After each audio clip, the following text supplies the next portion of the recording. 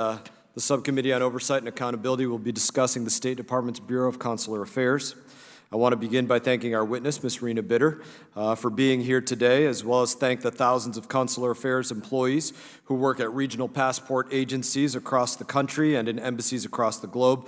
With few exceptions, these men and women are committed to getting the job done. And when one of my constituents applies for a passport or reaches out when they run into trouble abroad, in my experience, it sets in motion a giant bureaucratic machine in many cases, and it's clear that that machine in many cases doesn't fire on all cylinders. And for the purpose of today's hearing for myself, I want to understand where those failures are and why that takes place. It's important because for many Americans, the Bureau of Consular Affairs is the only division of the State Department that they will ever interact with in their lives. Whether it's renewing a passport or dealing with an emergency abroad, we owe to those that we represent to make sure that this Bureau is getting things right no matter how big or how small the issue. And if an American's only experience with the State Department is a months-long delay on their passport application, then that's going to be the only thing that they remember about the Department of State.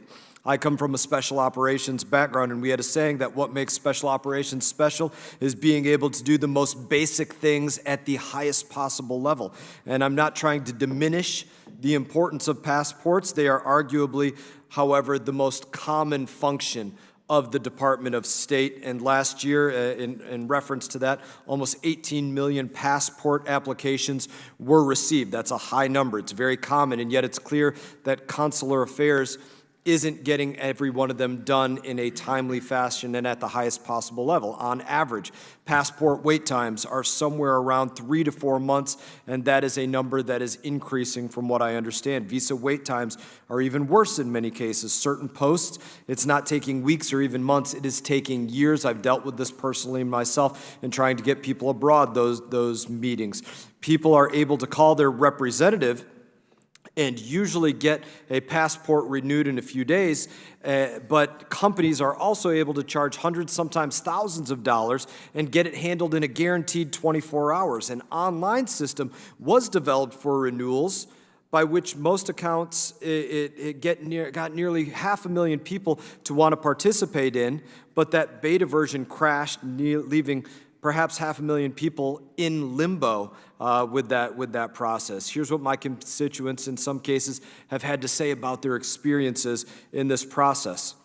So I just said goodbye to my family. I've been in tears all morning, very sad to see them all excited about the trip that I am supposed to be going on with them. The State Department has effectively made our families prisoners of the United States. These were a couple of quotes that people gave us after they were unable to get their passports when they needed them. I'm sure that my constituents would agree when I say that I would rather Consular Affairs efforts be spent on getting passports processed in a timely manner versus implementing gender-neutral passports. This change, as something else, effectively downgrades the gold standard of identification by allowing a person to not be identified as a man or a woman. Moreover, it's likely that this causes confusion for those ex-individuals who travel to foreign nations that don't recognize their pronouns, let alone the X next to their name on a U.S. government document. That's another problem. State needs to make sure that it's doing the basic things at the highest possible level, or the big things will fail miserably. And I understand that you came in the middle of this situation, but the crisis of evacuating Afghanistan's or Americans from a collapsing Afghanistan went incredibly wrong. And I would love to ask your predecessor about much of what went on in that process. But while August of 2021 was far from a basic situation, it's clear that Consular Affairs operations were not performed at that time at the highest possible level. We have many questions about the withdrawal. What warnings were sent to American citizens and legal permanent residents in the weeks and days leading up to the pullout of Afghanistan, the pullout of our troops? What was Consular Affairs' roles in the contingency planning efforts? Why didn't we have an accurate count of how many Americans were in Afghanistan? Why, to this day, are we failing so many of the special immigrant visa holders who served alongside us who were completely abandoned and left for dead? These aren't new questions. I asked the special envoy to Afghanistan in May of 21 about special immigrant visas, and he could not even tell me at that time how many Afghans were eligible for the program. So why then did State Department not devote major resources over the next months to answering that question and formulating a response plan before August of 21? Additionally, it is my understanding that consular affairs is involved anytime an American is arrested abroad. And when it's suspected that these arrests are based on shaky circumstances, it's the job of consular affairs to investigate. Why then, following the disastrous and deadly withdrawal from Afghanistan, was there an attempt to not classify some Americans as wrongful detainees or hostages? It flies in the face of something that I know my colleague and I here very much believe in, which is no man left behind. And it disregards the United States government most absolute fundamental job, the safety of United States citizens. State needs to make sure that it's doing the basic functions at the highest possible level, whether it's something like a passport or the national embarrassment that cost the lives of 13 service members. Americans are frustrated. We owe them answers. We do not owe them excuses. And again, I want to say that I'd give credit where credit is due. I know that consular affairs staff were back working in person far sooner than most federal government employees were in any other agency. But 3.5 years past the onset of the pandemic, I know very few people that accept COVID-19 as an excuse to this point, and I certainly do not as well. I'm confident that we all share a common goal, strengthening Americans' position on the global stage and making sure the basics are things that get done right in order to achieve that goal. I know it's important for all of us to work together in that. I am now going to yield to Ranking Member Crow for his opening remarks. Thank you, Chairman Mass, for calling this hearing and the opportunity to have this discussion today. You know, I have always loved the saying that hard things are hard. Right? It seems simple, and yet it's true, and it's a great reminder that the things that we talk about on this committee, the charge of this committee, is to have fact-based, rational discussions about very challenging work that people do around the world. That's why I'm looking forward to this discussion with you, Ms. Bitter, because I want to hear the story about the challenges that your people face. Every organization can do things better. Every organization can find ways of improving, of being more efficient, particularly when that organization faces crisis after crisis and contingency that forces you to evolve your model and change with a rapidly changing world. And I look forward to hearing about that. There are a couple of things that I know are true. I know that your organization in particular is complicated. You're spread out around the entire world in different cultures, in different countries, many of which are conflict zones. And you're dealing with people in their worst possible circumstances, when emotions are at the highest, when people are not ready for what's to come. And I look forward to hearing about that. The other thing I know is true is that your organization has a unique structure, that you are fee for service. So during the pandemic, when your revenue plummeted and Congress had to backfill that, you were able to maintain a lot of your employees, but at the same time, the extreme charge of travel post-pandemic, including me, by the way. I wanted to travel too and get out of my basement and get out of my sweatpants and travel, so as every other American, wasn't met with a commensurate increase in resources. And there was also a lag between those fees and your ability to onboard folks to meet that. So I look forward to hearing how you've met that unique challenge and some of the innovation you've done to find efficiencies, but also some of the resources you might need from Congress to meet some of those unmet needs. The other thing I know is true is that the chairman and I share a history in Afghanistan and are committed to Afghanistan, and we certainly know that things did not go well in many respects, and we continue to find ways to keep our promises to our allies and our partners.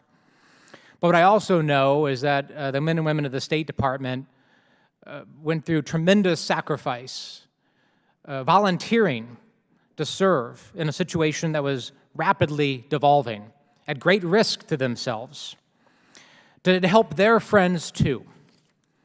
And you don't have to serve in uniform to have a monopoly on a commitment to our Afghan friends. And I know in my many, many discussions with my friends at the State Department and the Diplomatic Corps that this was horrific for them too. And they, at great personal expense and sacrifice, tried to make it right and still try to make it right. And I look forward to hearing that story. And finally, just a recent example of continued service by the men and women in your charge is Sudan. Again, not a perfect situation, one that not many people saw coming, but able to evacuate thousands of American citizens who have no obligation to register. Right? The United States of America is a free and democratic nation. We do not require American citizens to tell the government when and where they're going. That's who we are. We wouldn't do that. So it's very hard for you to know who is traveling and who is in a country during a conflict crisis, and I look forward to hearing that story and how you meet that unique challenge as well. So with that, thank you for coming in, and we look forward to the discussion, and I yield back, Chairman. Very timely. You were much more timely than I was, so thank you for that. Other members of the committee are reminded that opening statements may be submitted for the record. We are pleased to have a distinguished witness before us today on this important topic. The Honorable Raina Bitter is the Assistant Secretary for the Bureau of Consular Affairs at the U.S. Department of State from 2016 to 2020. She was the U.S. Ambassador to Laos People's Democratic Republic and has held many senior consular affairs positions, such as Consul General in the Ho Chi Minh City's Consular Chief in Amman, Jordan, and Non-Immigrant Visa Chief in London, so a number of stations. We thank you for being here today. Your full statement will be made a part of the record, and I'll ask you to keep your spoken remarks to 5 minutes. I now recognize Assistant Secretary Bitter for your opening statement. Thank you. Chairman Mast, Ranking Member Crow, and esteemed members of the committee, thank you so much for the opportunity to discuss the work of the State Department's Bureau of Consular Affairs and to express my appreciation for the support that we receive from members of Congress and from your staffs. The 13,000 people of the Bureau of Consular Affairs serve your constituents 24 hours a day, 7 days a week, across the United States and across the globe. Mr. Chairman, last fiscal year, we issued 41,000 visas to temporary agricultural workers to support Florida growers, the U.S. food supply, and state exports. Ranking Member Crow, in your district, our colleagues at the Colorado Passport Agency oversee a network of 124 acceptance facilities throughout the state for Coloradans to conveniently apply for passports. Around the world, consular officials are protecting the lives and serving the interests of U.S. citizens and safeguarding our national security. They are present for your constituents' best and worst moments: births, deaths, adoptions, illness. They worked in person both domestically and overseas during the pandemic to keep serving the public at great personal peril. Just last month, I attended a ceremony at the department to honor Tom Wallace, a consular officer who helped U.S. citizens repatriate from Peru back to the United States during the early days of the pandemic before losing his life to COVID-19. And his name deserves to have a place in the congressional record. When I have the opportunity to travel to our 29 passport agencies and centers and more than 240 overseas posts to meet directly with these extraordinary teams, I highlight 3 key priorities for the Bureau, all of which I look forward to discussing with you further today. First, the safety and security of U.S. citizens overseas. This is the Bureau and the Department's highest priority.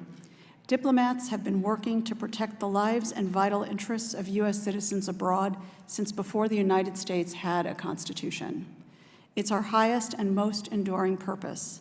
Most recently in Sudan, we evacuated more than 2,000 U.S. citizens, their family members, along with lawful permanent residents, locally employed staff, and nationals from allied and partner nations in a complex multinational effort. Second, we're focused on maintaining record productivity in the face of unprecedented passport and visa demand. Demand for both U.S. passports and visas to the United States are at an all-time high. At the same time, right now, more people than ever before have the ability to travel to and from the United States. 46% of Americans today have passports, up from 30% in 2008 and just 5% in 1990. On the inbound travel side, more than 50 million valid visas are in the hands of foreign travelers. More people can visit the United States today than at any time in our history. These numbers are growing, and the Bureau of Consular Affairs is committed to meeting that demand today and into the future while rigorously safeguarding our national security. While we remain focused on addressing historically high demand for our passport and visa services, we are also planning for a more agile and optimized future. To that end, our third priority is modernizing consular systems and technology. For example, before the end of the year, 5 million Americans will be able to renew their passports entirely online, a major milestone in fulfilling our customer service goals. We cannot make meaningful progress on these priorities without sustained and significant investments in our IT infrastructure and staff. I'm grateful for Congress's partnership during the darkest days of the pandemic when our fee-funded Bureau took a sudden 50% decline in revenue. Your appropriation and authorization to use consular revenue more flexibly has been the most important factor on our road to building a Bureau of Consular Affairs for the 21st century. Making these flexible authorities permanent would ensure that we are able to weather any contingency into the future. So I thank you again for your continued partnership, and I look forward to our discussion today. Thank you for your testimony. I now recognize myself for 5 minutes of questions. And I want to begin with this. You and I spoke this week. We spoke about an incident that I had. I'm not going to bring that up, but it's layered upon now in the time since you and I spoke and today. I had other members of the House of Representatives reach out knowing that we were having this hearing. And one representative, Ms. McMorris Rogers, she shared with us one of the emails that she just received. And I'm going to read it to you, but then it brings me to some questions that I'd like some answers on. And it starts out, good morning, and this is coming from the consular staff. This is coming from a customer service manager. I'm not going to give the name on camera, but you'll get a copy of this. Do you really think that listing a congressional assistance as the subject is sufficient, followed by 10 exclamation points? That is not a unique name. Please submit inquiries in the format as we have requested, this. I will be happy to place your inquiries at the bottom of the list if you do not cooperate. This one was delivered today via UPS, signed this customer service manager. So we could go into whether that's appropriate correspondence to come back to this representative or not. That's a different question for a different time. But what I want to know about is that ability for somebody to place inquiries at the bottom of the queue or the top of the queue and try to get some understanding of the essentially three-tiered system, I would call it, for getting a passport. You have individuals that are just reaching out on their own, that it may take them 3-4 months.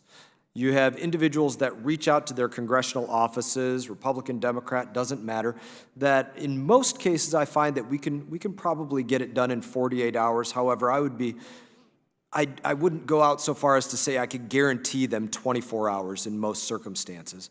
And then you have this third tier of private companies that offer 1, 2, or 3 days, but essentially guaranteeing that somebody can get it in a day for a certain fee. Can you help explain to me how that is broken up within these consulates for us to have people served that reach out to us or that are getting served directly? And can they put people at the bottom of the list or the top list? And by what means and reasons are they doing so? Thank you, Mr. Chairman.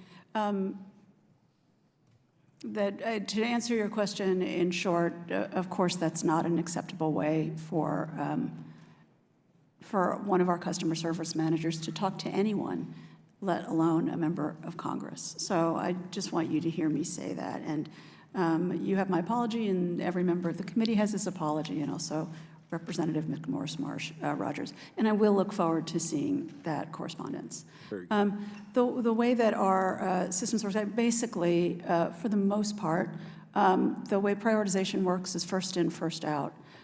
We do have a system where you can pay extra for an expedited passport. Right now, regular processing is 10 to 13 weeks, and expedited is 7 to 9.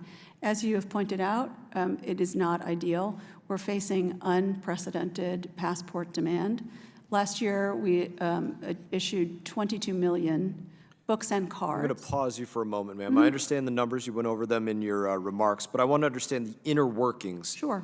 of the department, more so to specifically to understand how an outside group can guarantee that, but when somebody reaches out to our offices, we can't guarantee that. What is that breakup of the numbers for if you have 30 consular officers working in an office?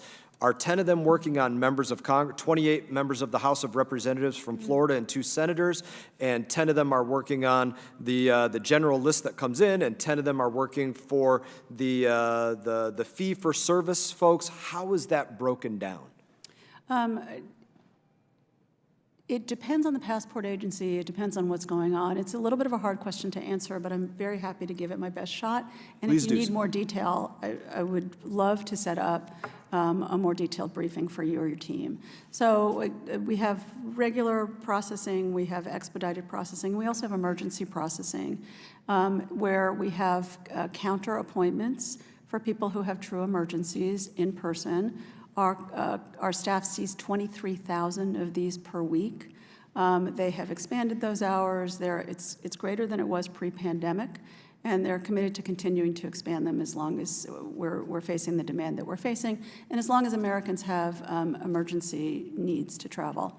I want to refer back actually to our conversation in your office, because you drew my attention to the courier agencies that we also have working. And I wanted to talk a little bit about that briefly, because I am grateful to you for raising it, and it's something that I looked into after we left. The courier service was in place prior to the pandemic, and we reinstituted it in December. What I want to assure you of is that while our agencies do work with courier companies to set aside a certain number of appointments, there is no guarantee. It's negotiated with the passport agency. We monitor it closely to make sure, in particular, that it is not taking away any capacity from counter appointments, from emergency appointments in particular, or from any of the other work that we're trying to do. So I want to assure you of that. One thing that you raised was one thing that we don't monitor. We do monitor the couriers themselves, and we do monitor to ensure that they are not taking up appointments that should go to your constituents, to regular Americans. You had raised the issue of high fees, and we don't monitor that. And I'm grateful to you for raising it, because I think it's something that we're going to look into. My time has expired. I now yield 5 minutes to Ranking Member Crow. Thank you, Mr. Chairman. Ambassador Bitter, could you expound a little bit on this idea of how the fee-for-service plays with your ability to match surges in demand? You mentioned earlier that there's a record number of U.S. passport holders, that number has just surged tremendously in the last decade in particular. What are you doing to meet that surge, onboard new employees, and expand the pipeline? Thank you for asking the question, sir. And I'm going to have to mention the pandemic, even though I agree with Chairman Mast that the time has passed for talking about the pandemic, but there is a real relationship between where we are and where we were then. We are fee-for-service, and so the fees that we take in are completely related to how much the service that we provide costs the American people. At the pandemic, we lost 50% of that overnight, and it is because of our relationships with Congress that we were able to work with you to get an appropriation. We had to freeze our staff, but thanks to the appropriations, we were not forced to fire people. When we were not able to start hiring again until our fees returned. During that time period, Congress also gave us expanded spending authorities so that we could move fees more easily between the different parts of our services so that we could address emerging challenges. So when fees began to come back, when international travel resumed in late 2021, we were able to start hiring again. We could hire passport adjudicators because passport fees were coming in. But thanks to the expanded spending authorities, we were also able to begin hiring overseas visa adjudicators as well. So we were able to start bringing on more people into overseas positions. We would not have been able to do that before the expanded authorities that you all gave us during the pandemic. Both on the domestic side and on the overseas side, these are national security positions. Every passport adjudication, every visa adjudication is a national security position. And it does take time to onboard people, to ensure that they have the appropriate clearances, to make sure they're suitable, to train them, in many cases, in quite difficult languages. So all of these things take a little bit of time before we're able to get people out in the field. We were able to start hiring for overseas positions in the beginning of 2022, and people started reaching the field by the summer of 22. We still have positions overseas vacant. On the passport side, we have been able, over the past year, to build our team by 10%. We've increased the number of passport adjudicators. We have about that many in the pipeline. And you'll see in our foreign ops plan and also in our 2024 budget is just we've notified requests for more staff. We need more staff to address these issues. I'll say one more thing, if I may, which is we don't want to surge our way out of this. We don't want to insist on people doing overtime. We want to be able also to invest in modernized systems and equipment to be able to support these functions.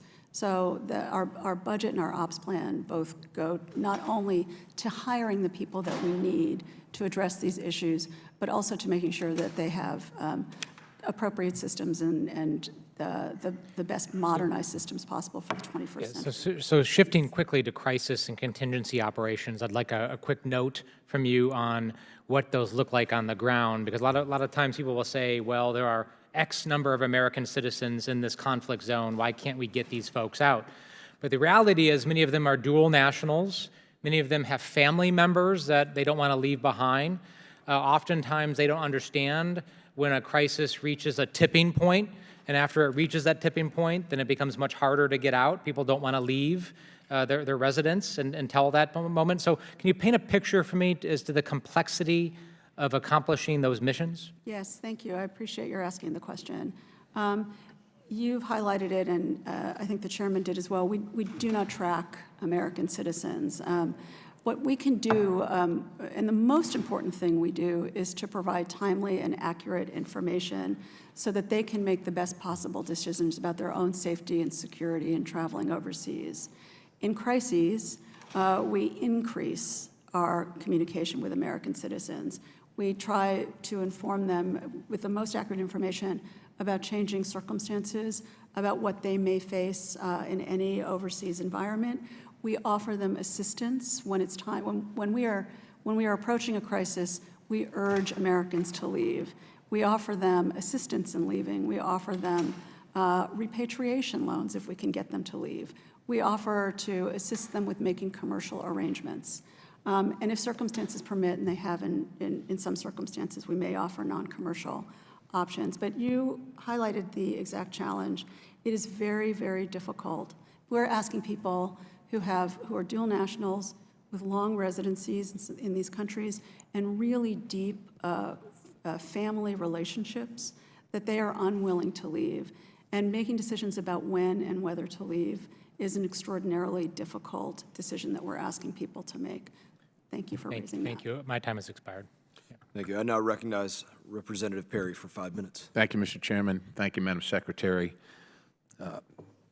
Do travel documents that Americans receive from the federal government allude in any way to the fact that those traveling, presenting those documents, must abide by the laws of the countries that they are interested in visiting? I don't know if the passport does. I'd have to take a look, but certainly our travel advice advises Americans Certainly your to do so. travel advisory does, and I would encourage you to take a look at the passport. And with that, in February of 2022, Brittany Griner was arrested for drug possession in Russia. I don't think there's any dispute about that. Now, we fast forward 10 long months later, and the United States did a one-for-one prisoner swap for Brittany Griner. They traded a well-known arms dealer, Victor Bout, named, or kind of called his nickname as the Merchant of Death, right? Now, I think everybody here understands that wrongful detention, each case has its own intricacies and a lot of unique issues. However, in that case, the decision that she was wrongly detained was made in a matter of weeks, yet we have others locked up overseas where determinations have taken years, or literally there never is a determination. Do you have any insight as to why it appears, certainly to most Americans, that the case of Brittany Griner was rushed? Did it have anything to do with what some would consider celebrity status? Thank you, Congressman. I appreciate the question. First, I want to thank Congress. I think what you're referring to, the wrongful detention determinations, are made under a law that Congress passed called the Levinson Act, and we're grateful for it because it's a tool in our toolkit, and we really appreciate Congress's interest in this issue. We work in lockstep with our special presidential envoy for hostage affairs in making these determinations. It starts with, as you've highlighted, and you know this, that it's based on the totality of the circumstances. For our part in the Bureau of Consular Affairs, where we care about all detainees overseas, there are more than 1,700 American citizens detained overseas, and our officers are the ones on the front line who visit them, who insist on consular access. Ma'am, with all due respect, I got all that, but look, it was 10 long months, but you just named literally over 1,000, right? You didn't name the 1,000, but you characterized over 1,000 people wrongfully detained overseas, yet in this particular case, it seems like America went way above and beyond the call of duty, and thank goodness they did. We want every single American home. Whether or not they've broken the law overseas, we can take care of that here in the United States, but it certainly seems like there's two standards here, and I'm trying to get to whether there was a particular standard that was afforded to Ms. Griner as a priority to win political points for social justice warriors or otherwise. We traded the Merchant of Death, and I think it's important that everybody understands that this guy found his way around sanctions in Angola, Liberia, Sierra Leone, the Democratic Republic of the Congo, he was involved in the Yugoslav wars in the 90s. In the 2000s, once again involved in selling arms to the Democratic Republic of the Congo, Kenya, Lebanon, Tajikistan, Libya, and Tripoli. In the case of the Kenyan arms, they were used to attack our allies in Israel. This guy's a dangerous guy, and how, is it your opinion, or would it be your professional opinion, that we didn't just incentivize every enemy of the United States to hold captive American citizens that wish to exchange that person for some high-value target that the United States is lawfully detaining? Again, I think I may have misspoken, and if I did, I apologize. I referred to 1,700 Americans detained overseas, not wrongfully detained. With respect to the Brittany Griner case, as I mentioned, we work with our colleagues in the Special Presidential Envoy for Hostage Okay, so Affairs. how did the special circumstances occur? Why did they occur? Again, we work in lockstep with them. I know you do, but what happened? And I'd like to defer to them to ensure that you get the best possible answer. You have no knowledge of these proceedings whatsoever? The proceedings of? Regarding Brittany Griner's release and trade for the Merchant of Death, while other detainees, wrongfully detained or otherwise, remain rotting in foreign prisons around the globe. And I'm going to explain to you, I'm going to give you a little bit of a bigger picture so I can be clear about why I would like to defer to my colleague in SPIHA, which is because once, again, under the Levinson Act, somebody is determined to be wrongfully detained, then the lead for the case switches, and it becomes SPIHA in that instance. So while we work very closely and in lockstep, as I say, I want to defer to them to answer your questions in greater detail. I thank the Chairman. That was, with all due respect, that was not an answer, but I appreciate it, Mr. Chairman. Chair now recognizes Mr. Kim for 5 minutes. Thank you, Mr. Chair. Thank you for coming on out here and talking with us. I wanted to lift up some of the work that you all are doing and dive in a little deeper, get an understanding of the dynamics there. You mentioned about 13,000 staff that's in the consular affairs. Do you know offhand sort of some breakdown of how many of them are foreign service, civil service, or does that number also include locally employed staff? It does not include locally employed staff, but I don't have the breakdown in front of me. Okay, well, look, we can get some follow-up on that front, but, you know, what we're talking about here is if you're saying that there are going to be foreign service and civil service that combine for that number, you know, my understanding is that State Department is at around, I think, around 26,000 total for foreign service and civil service. So you're saying that the consular affairs is taking up potentially a massive portion of what the staff of the State Department would be. Is that correct? We are a big bureau. Yeah. You talked a lot about this already today, about the fee-for-service, how you're funded through that capacity. I wanted to ask, does Consular Affairs get back 100% of the fees that it's being provided for the services that they're rendering, or does some of that money get diverted to other parts of the State Department? Thanks for asking. Depending on the fee, some of it goes to the Treasury, and a very, very large, well, not a large, excuse me, but a percentage of our budget does go to the platform of the State Department to be able to support the services that we provide. So in terms of what goes to other parts of the State Department, is that your determination, or who's determining where these resources go and how much of this funding goes back to the Bureau that is actually providing the services here?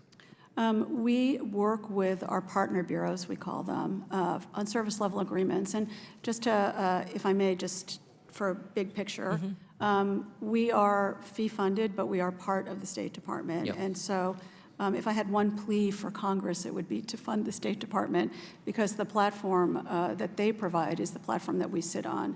So IT services, Yeah. their partner bureau, hiring, clearing people, contracts, training, all of these parts of the department are hardworking colleagues in the department.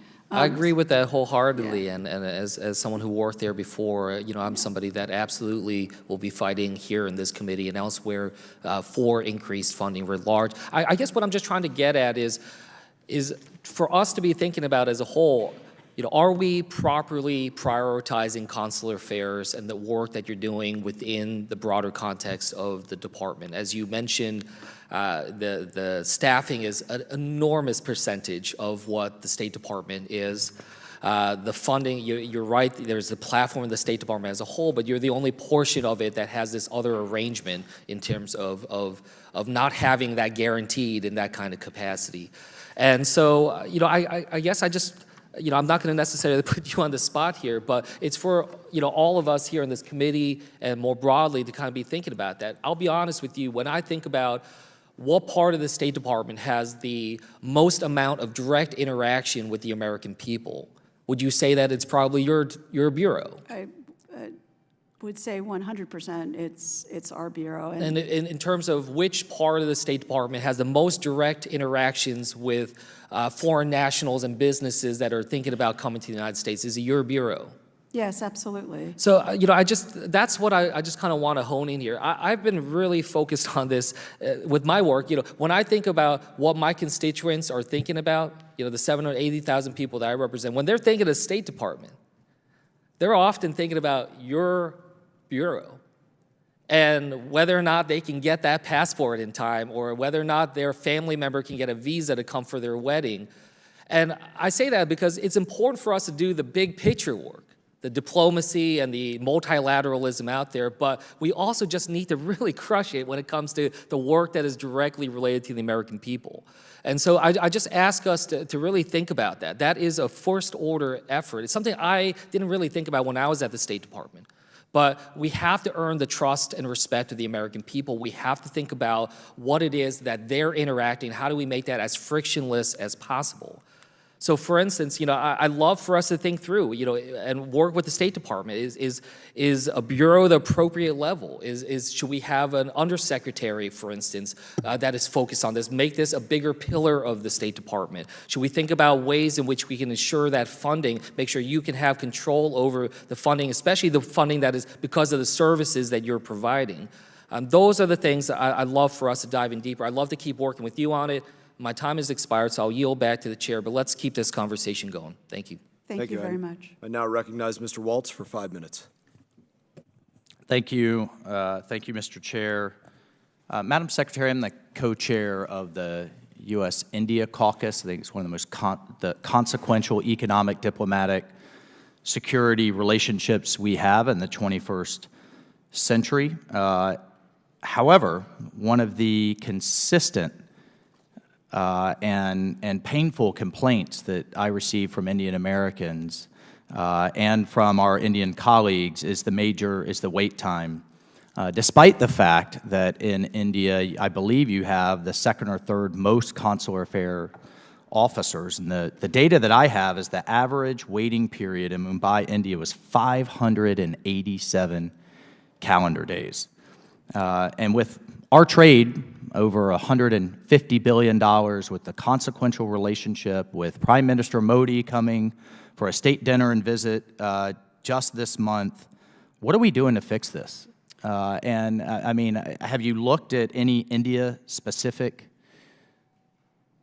policy fast tracks or issues? Have you looked at even perhaps a quad umbrella or bubble for some of these critical business relationships? In my state, just in Florida, it's estimated that $28 billion in trade, conferences, events, and visitors, that's 250,000 jobs are affected by these delays. So what are we doing to fix it? Thank you very much. If I may, I'll address India first, and then if I could zoom out a little bit and talk. Good. Very briefly, I have 2 more questions I want to get to. Got it. Thank Great. you very much. So with respect to India, there has been quite a bit of pent-up demand.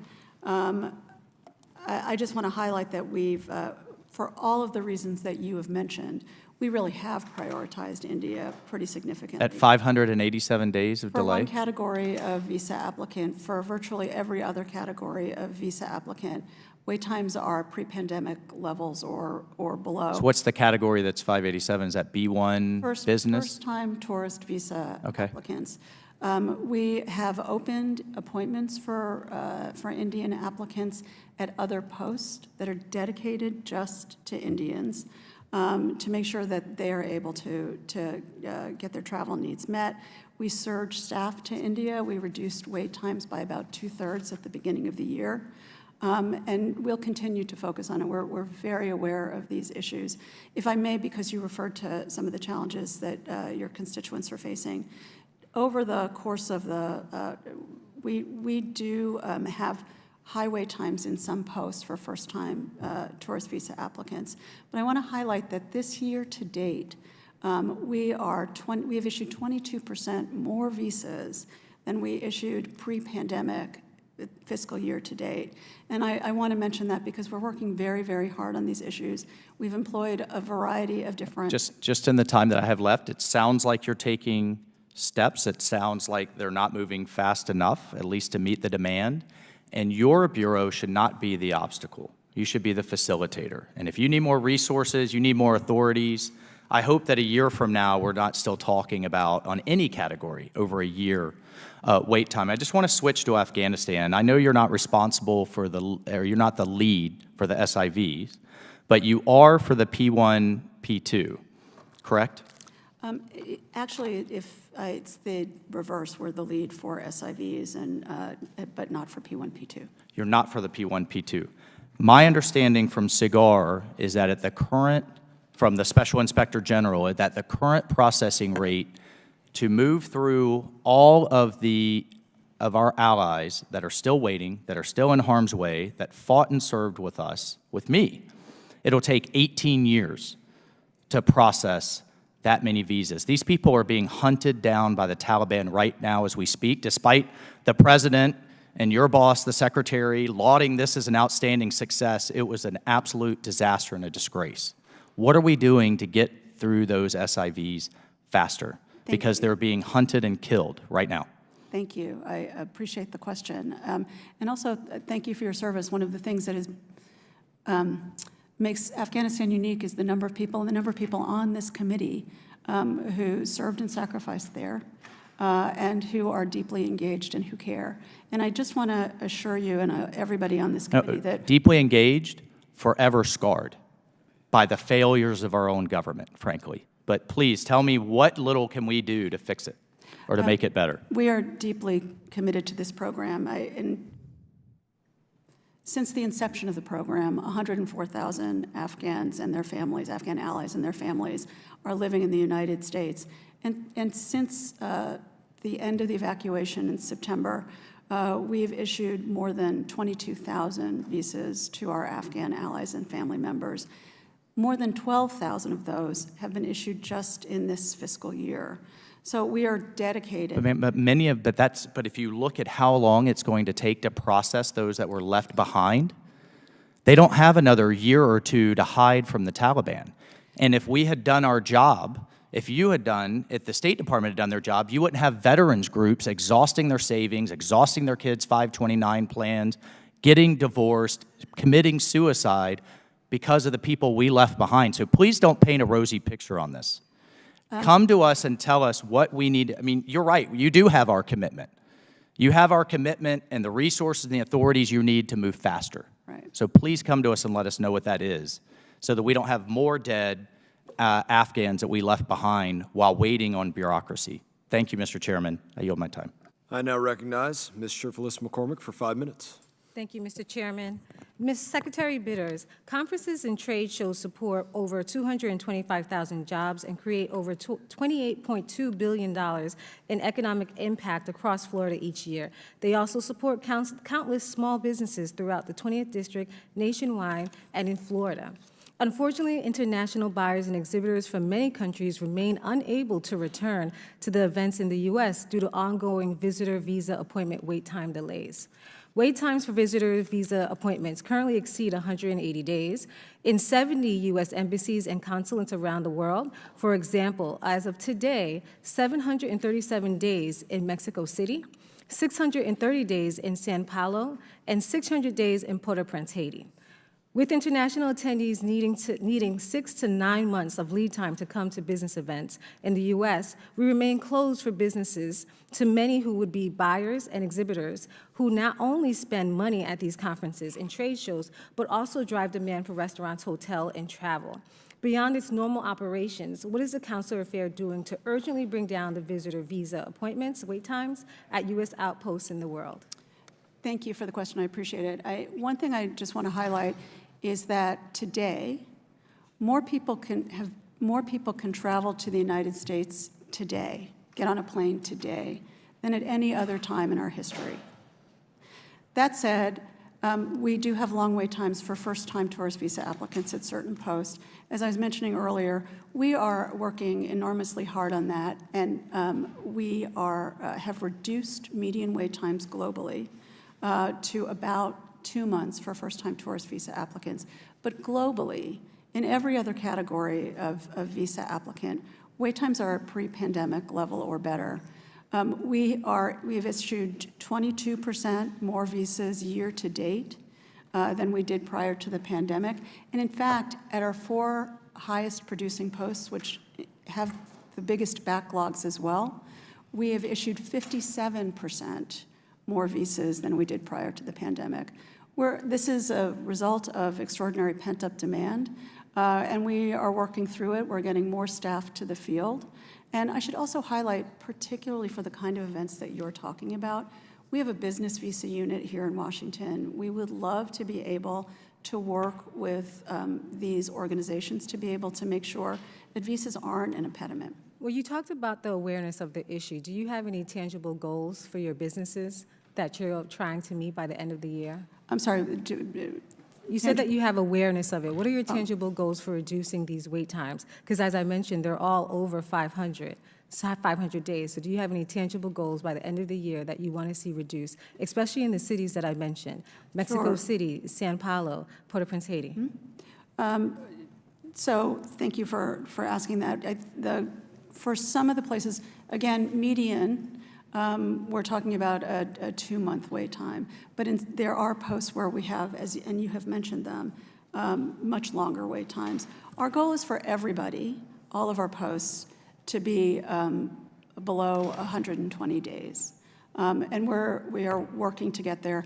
The more staff we get out in the field, the more we'll be able to do So that. specifically, my question was about the business communities. You said that you're aware of them, and you have an office that you're working with. Is there any plan to expedite their visas or to make sure they're reduced? So every post in the world has an expedite program where they are able to get in touch with the consular section to be able to ask for an expedited appointment.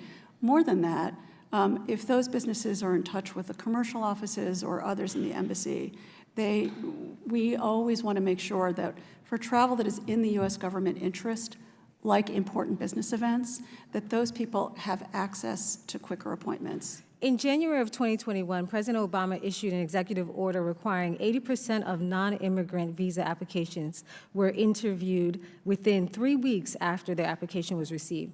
When will the U.S. embassies and consulates be able to interview 80% of all non-immigrant visa applications within 3 weeks? Right, thank you. We do remember that executive order. The circumstances, of course, were quite different. But for time, I'm just wondering, when will you guys be able Right. to meet that? As I mentioned, we're looking at trying to get down for all of our posts. Again, we're already at 2 months median globally. We'd like for most of our posts, if not all, to get to 120 days by the end of the year. Do you have a projection by the end of the year? That's what our goal is, and we're going to work towards it. Thank you so much, Mr. Chairman. I yield back. Thank you. Thank you. The chair now recognizes Mr. Mills for 5 minutes. Thank you, Mr. Chairman. Thank you, Assistant Secretary Bitter. You know, I wanted to note a couple of things. You know, you talked about, and so did the ranking member, Mr. Crow, who I have a tremendous amount of respect, and I had served with in Iraq in the same brigade, about timeline tipping points, and many of us not wanting to leave family behind when they talk about the American citizens trapped in Afghanistan. And you talked about the increase in communication with U.S. personnel and even an offer of assistance in leaving. I want to play a quick video, if I may. If you could direct your attention here. So I want to tell you what you're looking at right now. Right now you're looking at an American family who is sitting outside of Abbey Gate, where the U.S. State Department said that we were to go to in order to receive support for us to be able to assist, and I'm using your language, assist in leaving. Now, this wasn't a family who didn't want to leave. This is a family, as you can see, showing their American passports, begging to be able to come inside to have a chance at survival. Now, I want to also make mention that this is a significant date, August 26th. Do you know where that family is now? They're dead. Do you find it acceptable that an American family, remember what President Biden said when he asked the question, he said, if you want to leave Afghanistan, all you have to do is show your blue passport. There's a family showing their blue passport. Do you find that acceptable, that they had no U.S. consulate representative or State Department personnel to help them? And do you know why that is? And I'm going to read the statement from the Marines. On March 8th, we had Marine Sergeant Tyler Vargas Andrews from the Department of State said that the State Department at HKIA would completely shut down processing of Afghans and Americans every evening and even into the morning, leaving ground forces with a nightmare that they did not work in reasonable rotations and very much presented an unwillingness to work in the situations. A further member, a platoon sergeant in the Marine Corps, stated that my biggest gripe, his biggest gripe, bearing in mind 13 Americans were killed in uniform, some of which were his Marines. His biggest gripe was that the Department of State personnel, they would come out to do their shift and randomly show up and leave. They were slowing down the entire process, and I couldn't understand what the thought process was behind this. Can you answer why the U.S. consulate, one, wouldn't work around the clock to ensure Americans were receiving the necessary attention they need, like that family who's dead, to be able to get out of country when it is their right, but as a blue passport holding American, to have our government to be able to support them? Thank you for the opportunity to answer that question. I'm going to just start by addressing, just reflecting on my department colleagues who volunteered from all over the globe to go to Kabul to assist their colleagues and to assist American citizens. And I am overwhelmed with admiration for what they did and gratitude. Ma'am, that's great, and I appreciate it as well, but I'm also the only member of Congress who actually conducted rescues myself of Americans out of Afghanistan, who spent 3 years of my life in Afghanistan, 7 years of my life in Iraq. I appreciate service as well, and guess what? I also served with the Department of State. I honor your service as well, sir. And I honor the service of the Marine who was mistaken when he said there were not consular officers at the gates.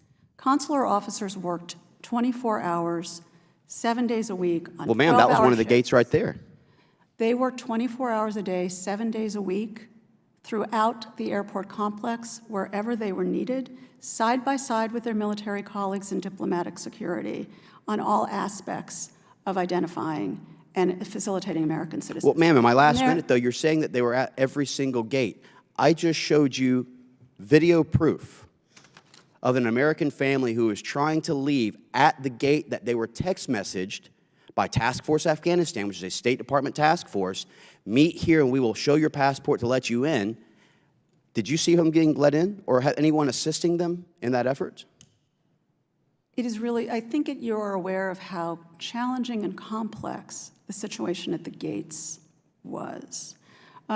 Our colleagues were there. They were everywhere they needed to be. So you're saying that these Marines are lying, right, in their testimony, where they're saying that they did not see the consulate officers staying there, and that, to quote him again, he said that they would leave every evening and come late in the morning. Now, this is from Sergeant Tyler Vargas Andrews, who was the sniper who could have actually have killed the suicide bomber, but wasn't given any permissible approvals and is now an amputee and suffers from many other things. So are you saying that his testimony is false then, that he's not right in saying that State Department and consulate officials were at the gates with him? I'm saying that he is mistaken. Well, Mr. Chairman, with that, I yield back. Chair now recognizes Ms. Titus for 5 minutes. Thank you, Mr. Chairman. I'd like to go back to some of the questions about the visas.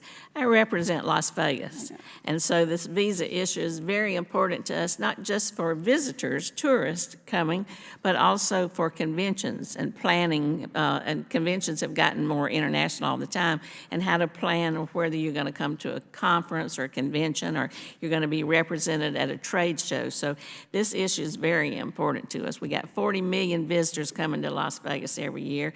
$20 billion in wages, $80 billion in overall economic output. So if this falls apart, people are devastated. So I know that we mentioned some of the excess wait times. They've gone up and down in India, but other places that have a big impact on us are Brazil and Mexico. Mexico and Canada are a source of our main visitors. So if we can't get from Mexico or from Brazil, it's a serious problem. So we're talking about ways to help bring down the backlog.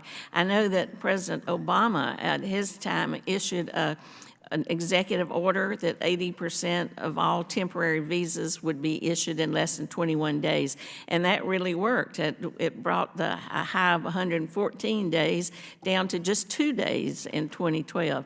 Now, unfortunately, the last president, Trump, did away with that, and I wonder if there are any plans by the State Department or President Biden to put that back in place, or if that would be a good idea, or if not, what might work. I know it's a goal, but what are some specifics? First, we think about Las Vegas a lot. We know how important tourism is to Las Vegas, and we visited many recent travel shows that have been held there, and so we really appreciate what your how important this is to you and to your constituents. Just to go to the executive order, I think the challenges that were being faced in 2012 are not the challenges that we face in 2022. We are already so productive We are already processing so many more visas than we did at that time, that what we are looking for is simply more staffing in the field, and we are absolutely getting it out there as quickly as we possibly can to be able to conduct these visa interviews as quickly as possible. Again, for every category that doesn't require an interview, and for every category that is students and others repeat travelers, our wait times are pre-pandemic or better. And I would also highlight that we have brought wait times for first-time visitor visas down 50% since the beginning of the fiscal year. So we're going to absolutely keep at it, and with your constituents in mind. The other thing I want to highlight is that we do have a business visa unit. If you hear of conventions that are taking place, please let us know. I think one of the proudest moments I had in this job was when we got a thank you tweet from the Consumer Electronics Show, because I think a third of the attendees there were international. So again, this is something we think about a lot. We think about it all the time, and we're excited because, again, more people than ever before are able to travel to the United States right now, and we want to facilitate that and be part of the future. Well, is there anything that we can do as a committee or Congress besides just giving you resources for more staff and equipment to, for example, a virtual interview process, or any way to help along those lines? I can tell you one priority and then two legislative priorities I would love to quickly talk about. Please. One priority is, I spoke briefly about this when Mr. Kim was talking. We are fee-funded, but we are also part of the State Department. So ensuring that the State Department is fully funded and that the management platform on which we sit is robust and healthy is really important to us, to be able to hire, to be able to execute contracts, training, getting people out into the field. So that's really important. And then we do have two legislative authorities that I'd be happy to talk briefly about. One is one of the things that Congress gave us in the aftermath of the pandemic was expanded spending authorities, which allow us to move fees more flexibly across our global enterprise. Those authorities are year to year, and we would be very grateful if they could be made permanent, because some of the things that we want to do, making investments in IT and really hiring to meet this demand, we need to be able to plan on a more long-term basis than year to year. And then finally, there's a passport fee, the passport application and execution fee, that we were given authority to collect in 2022 and to expend that year, but in subsequent years we are allowed to collect it but not expend it. That money can be used as a source to assist American citizens overseas. Right now we have to move money around and borrow or steal from visa money to be able to fund some of the unfunded things that we do overseas, like visiting people in prison, for example, and other things. So given the fact that 46% of Americans now have passports, above 30% just 13 years ago, we know those people are going overseas. So we want to make sure that we have a dedicated source of funding that we can use to assist them if they're in trouble overseas. And I think I'm out of time. Thank you for letting me get through that. Thank you, Mr. Chairman. Now recognize Ms. Dean for 5 minutes.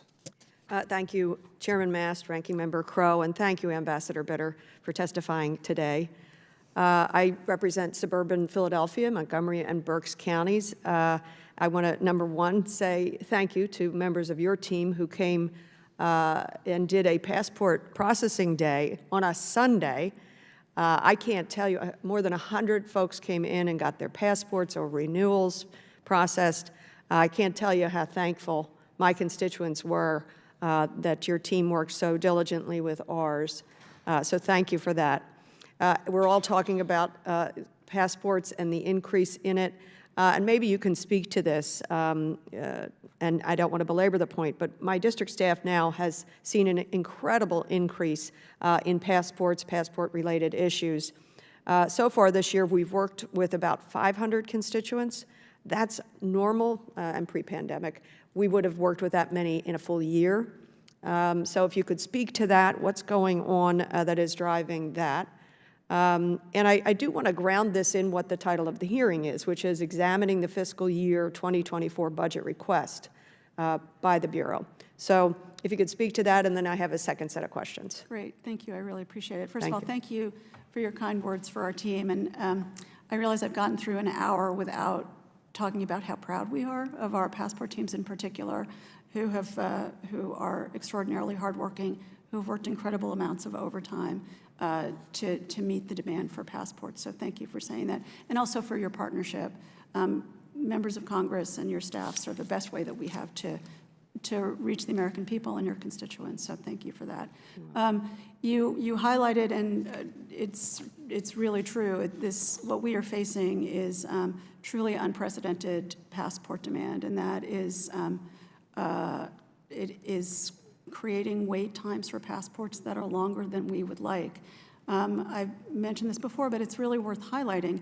I mean, we produced 22 million passport products last year, and this year we are likely to produce 25 million, which is about a 15% increase. So we're really working very hard to keep up. And because of the trends that we see in the percentage of Americans that have passports, we do not think that this is an anomaly. We think this is a trend.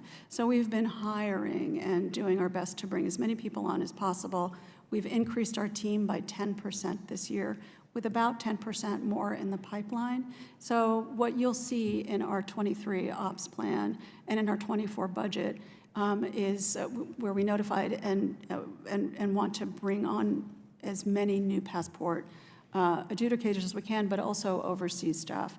Do you have an idea the number of folks, of staff you're talking about, whether nationally or overseas? Sure. It's I hope that you don't make me do math in public, but it's 177 new passport adjudicators. Okay. And then I think it's 285 total. So Okay. Please Thank don't you. make me do the subtraction. no, Thank you, I appreciate it. Yeah. And finally, in the time remaining, I too want to take a look at the SIVs and Afghanistan. What were some of the challenges for the Special Immigrant Visa Program in the lead-up and during the evacuation of Afghanistan, and what's the current state of the SIV pipeline? We are all, I don't care what party, what color, you could be purple, we all care about making sure that those folks are processed as quickly as possible, and we're devastated that so many have not been able to access that. What's the stat? What was the challenge coming into it, and what is the status now? Thank you. I'm going to focus on where we are now, just because I started in the middle, just as the evacuation started, and so the challenges that the program faced prior to that, I don't have as much direct knowledge on, although we are very happy to talk to you and your staff separately about it. But I do kind of want to focus on where the program is today. We share your commitment and dedication to this. Truly, we do. And we are, since the evacuation ended, we have been able to adjudicate or to issue 22,000 Afghan allies who are now living in the United States. And we've been able to increase our efficiency. Just 12,000 of that 22,000 is just in this fiscal year to date. So we're working really hard to be as efficient as possible. How many are in the pipeline? I'm going to pause for 1 second. It's a little bit hard to say how many are in the pipeline because the program's still open. The ones that we focus on are ones that have that are approved for the program. There are several different steps. The Special Immigrant Visa Program is at base an immigrant visa program, and so the folks who are applying for it have to show that they are qualified for the visa before they can even apply for the visa. And then once they apply for the visa, which is when we start working with them, they have to meet the same regulatory and the same documentary and the same kinds of requirements that any other immigrant visa applicant has to meet. And some of these cases are complex. We have a national security responsibility as well as a facilitation responsibility. But again, there are a lot of steps that are dependent on the applicant. Where we're focused, one thing I should also say is we've to the extent that we have the authority to streamline the process, we have done so, and we're looking for more ways to do so. But what we're really looking for is once people are approved for they've approved for the visa and it's time to apply, that's where we want to do more to just expand our capacity and to create more platforms where we can see more applicants. I know I've gone way over. I thank you. I thank you, Thank Mr. Chairman. Also, I yield back. Chair now recognizes Mr. Issa for 5 minutes. Thank you, Mr. Chairman. I'd like to start off by telling you a story to set the stage for my question. Just less than 3 weeks ago, the governor of one of our larger states flew in the governor's plane to Toronto with his staff. He arrived in Toronto. As he prepared to board that flight to Taiwan from Toronto nonstop, one of his staff, with a passport with in excess of 5 years left on it, was refused because of a technical error, an error caused by your department, or at least the State Department, that had flagged it, even though it had been repeatedly verified, not as missing, as missing. Okay, fine. What can we do about it? It's a valid passport. Person did not get on the plane. They began talking to State Department in Toronto, obviously key member of the governor's staff. They said there's nothing we can do. It's midnight, Saturday. There was nothing they could do on Sunday. In fact, the individual came back to here, and in Washington at 8 o'clock in the morning, they made an application, got a brand new passport, and were out the door at 9 o'clock. And I want to thank you for that. I want to thank the entire team that facilitated it. But just like the 60 or so requests a month that my office makes that your people accommodate on an expedited basis, we know that a passport, particularly a renewal of an existing passport, can be done in an hour. The question is, why do we have a backlog of 13 weeks that is not, as you said in your opening statement, surged to get from 13 weeks to 13 days or 13 hours? Any business, particularly one that is able to derive revenue from each and every application, at least in the case of those which require, with all due respect, no adjudication, but in fact are purely administrative, would find a way to contract for additional services in addition to the services you have to get caught up. Can you please answer that question? Thank you, and I'm also very sorry to hear that we were unable to assist in Toronto, and I intend to look into that, so thank you for letting me know. I'll tell you a little bit about what we're doing to try to keep up with the unprecedented demand that we're experiencing. Ma'am, my question was much more narrow than that. My question was, why are you not using or asking Congress, if you don't believe you have the authority, a technique to surge to get caught up, at least as to the mundane 5+ million renewables? In your opening statement, you rightfully so said, oh, we're going to make this to where it's online. Online in the wait 13 weeks isn't going to be much better, particularly when, as you know, most Americans, because it's not written on the passport, do not know, is this passport going to be accepted? Because it's not electronic. It doesn't tell you when somebody at Interpol has a problem. On top of that, it doesn't say, if you have less than 6 months left, good luck, you're screwed. The reality is that a big chunk of those people who come to us for expedited service, they've got 5 months and 25 days when they show up, and they get told, I'm sorry, you can't go to this country because you don't have X amount of months left. These kind of errors on renewals, in addition to the regular renewals, beg the question, and like I say, I want to make it I'm the last to ask, so I want to make it a narrow question, only one question. If it were my business, if I were the CEO of your enterprise, I would be asking, why can I not move that from 13 weeks to 13 hours? I can tell you that the governor of Virginia moved from all day to a matter of minutes at DMV, And he didn't even have to hire additional people. He simply had to start accounting for how they do it. In your case, you are talking about this demand, but I have to tell you, Google faced a doubling of its business every year. Lots of people face massive increases. I understand that adjudication by federal officers that are trained, that take time, that all of that are complex questions. And I've been working as a member of the Foreign Affairs for 22 plus years with your folks. And I've got to tell you, there's plenty of dedication. But this one finally has caused me to say, can you please ask me or answer, where is your plan? If you don't have it today, I think this committee has every right to ask that you have it in the near future. Where is your plan to take the mundane renewal of existing passports and get them down as fast as you did for that young staffer who needed to fly back from Toronto, get it, and catch up with her boss, the governor? Thank you, Congressman. There's a little bit to unpack in there, and the one thing I want to highlight is that every passport adjudication is a national security adjudication, and we take that very, very seriously.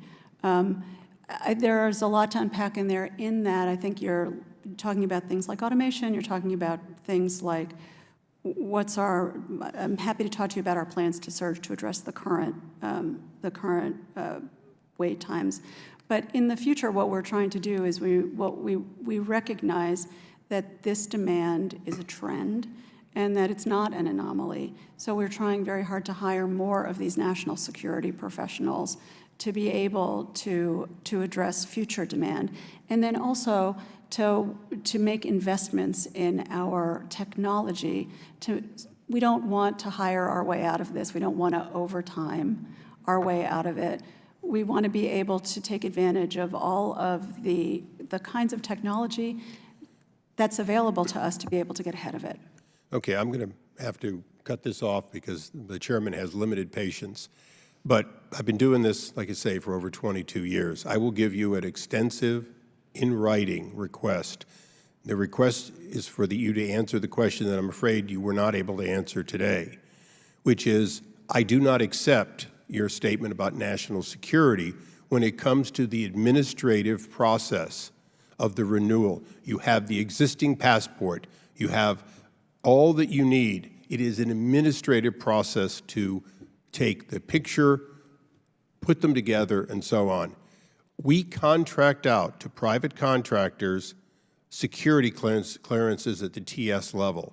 If we can find a way to do that, then we certainly could find a way to get your 13-week backlog done, in addition to the clear need on an ongoing basis to have the service personnel in order to stay caught up.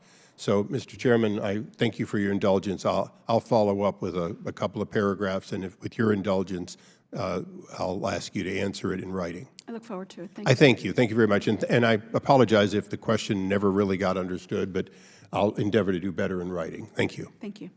I thank you, ma'am, for your valuable testimony, and I thank the members of the committee for their questions. Mr. Chairman, I'm so sorry to interrupt you. I apologize, but there's one thing that I forgot to mention, and I'm kicking myself, and if you don't mind, I'd like to get it in the record, and that is to thank Representative Crow and other members of this committee for putting forward the Afghan Allies Protection Act. It is just another example of how grateful we are for the partnership of Congress in supporting our Afghan allies and also for members of this committee. So my apologies, and thank you for letting me put that on the record. We're happy to give you the opportunity to speak. We want your answers.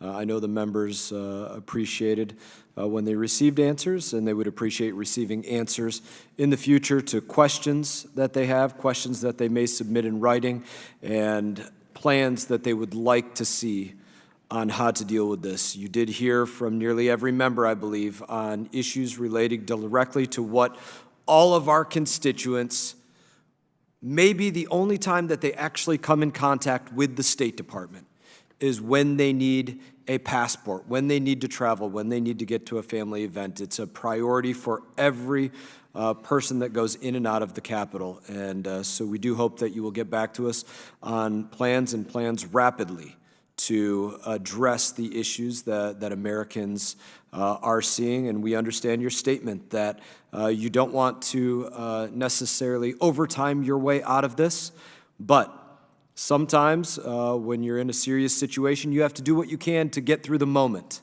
And I think this is one of those situations, in my opinion. We need to get through the moment. We need to get caught up. We need to get people into a situation where they're not waiting months upon months to get a renewal of a passport that they may have held for years. The members of the subcommittee, as I mentioned, may have some additional questions for you, and we ask that you do respond to those in writing. And I now recognize Mr. Crow for any closing remarks that he may have. Thank you, Chairman, for calling this hearing today. It was a robust discussion, and thank you, Ambassador Bitter, for your service and your testimony and for answering the questions. A few just very key takeaways for me today. One is recognizing the service of those State Department officials that, again, at great personal risk, all volunteered to go into Afghanistan to try to come to the aid of their friends and our partners and our allies, and I join you in recognizing that service. Number two, the State Department's after-action review of Afghanistan did reference the need for some holistic looks at how we handle contingency operations, because there's never a scenario ever where you don't experience a contingency or a crisis and you don't learn from it. That's a natural part of the military and the government becoming better. When we were in the military, we did an AAR after every mission, and there was always lessons learned. So we would love to work with you to look at some of those lessons learned and what type of structural reforms and resources we can put into play to make sure we're doing things better going forward. Next is your call for overall State Department funding, since your Bureau, which is very forward-facing and interfaces with the American people and does very critical work, relies on those platforms of the State Department for your technology, making sure that we're making the investments to modernize that technology so that the American people can get the service that they deserve and that they expect, and we can continue to improve on those systems. And then finally, thank you for mentioning the Afghan Allies Protection Act, which is something that we have worked on in a bipartisan and bicameral manner for several years. The coalition of the Honoring Our Promises Working Group, which is a bipartisan working group that I co-founded along with some of my Republican friends, has done great work passing legislation. And for those who share our commitment and continuing to do everything possible to bring our partners and our friends to safety, we have to pass this bill because we are almost out of visas. We have almost exhausted the number of allocated visas, and the Afghan Allies Protection Act will increase the number of allocated visas by 20,000. But also, just as importantly, is it'll help us get those folks out of Afghanistan by making very important reforms to that system, such as allowing for remote processing and remote interviews. So we obviously don't have boots on the ground right now, and having the ability to conduct that remote interview and processing is essential for continuing to keep that pipeline for our friends open. So with that, I thank you for your testimony today. We look forward to following up on all of those issues and work with you to serve the American people, and I yield back. Pursuant to committee rules, all members may have 5 days to submit statements, questions, and extraneous materials for the record, subject to the length limitations. Without objection, the committee stands adjourned. Thank you so much. Thanks, man.